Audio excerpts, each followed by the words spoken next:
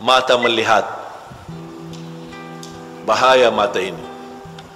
Semakin sering melihat dosa maksiat, semakin merapat pintu hati kita. Coba tanya berapa kali cuci mata sehari. Di TV, di majalah, di jalan, naik angkot umum, di depan kita paha berbagai macam ukuran, macam-macam. Ini semua terganggu. Mungkin masih di Madinah terjaga, tak ada yang kelihatan paha, masih kita bisa jaga pandangan.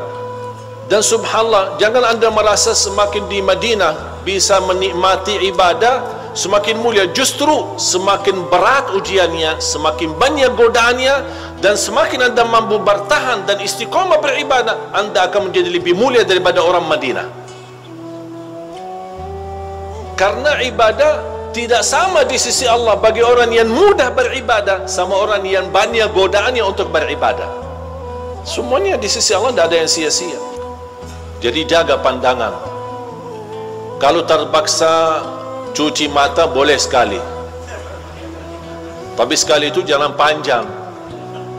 Sekali melihat, ini bukan hak kita, haram dilihat, bukan muhrim kita, astagfirullah, ya Allah maafkan. Ada yang berkata, oh jadi yang pertama halal, yang pertama boleh, tapi panjang. Dan masih pertama katanya. Astaghfirullahalazim. Apalagi kalau pandangan ini disertai dengan syahwat. Kadang-kadang gara-gara satu pandangan itu bisa membuat orang jatuh cinta. Sampai tidur mimpi perempuan itu atau apa yang dia lihat. Sampai terbangun pemikiran, perasaan macam-macam. Sampai berdoa, ya Allah ketemukan lagi kalau dia jodoh saya, ya Allah. Lama kelamaan, ya Allah kalau saya tidak nikah sama dia, saya bisa bunuh diri. Aduh, kok berubah semuanya. Itu semua gara-gara pandangan pertama. Makanya di dalam bahasa Arab, wal hubbu minan nadratil ula, jatuh cinta gara-gara satu pandangan. Ada enggak yang jatuh cinta gara-gara satu pandangan? Kalau masih ikuti satu pandangan dan jatuh cinta dan alhamdulillah bisa dinikahi, alhamdulillah aman. Tapi yang tidak aman, na'udzubillah, kalau dia larinya kepada dosa maksiat. Makanya obatnya apa? Rasul sudah memberi obatnya.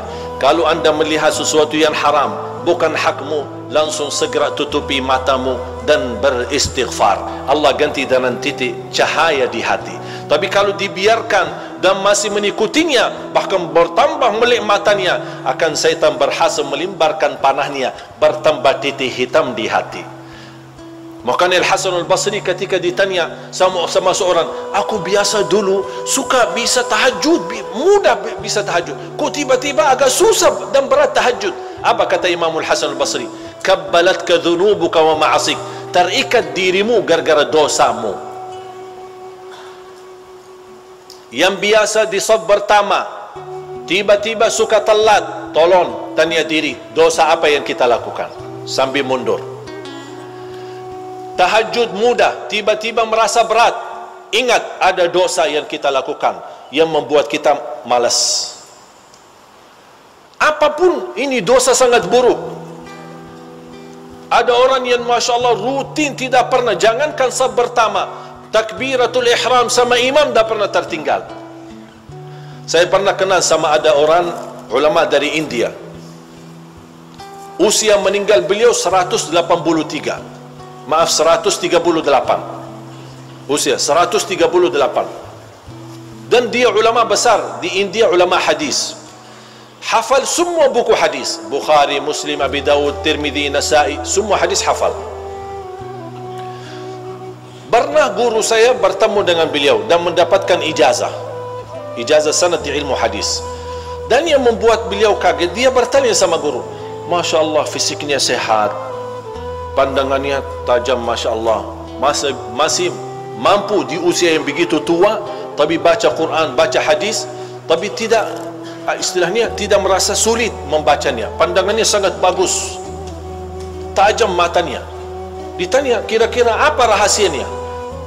Tahu nggak dia jawab apa? seumur hidupku saya tidak pernah melihat wanita yang bukan muhrim saya. Seumur hidupnya tidak pernah melihat wanita yang bukan muhrim saya. Aduh ya Allah, berapa kali mata kita ini ya Allah.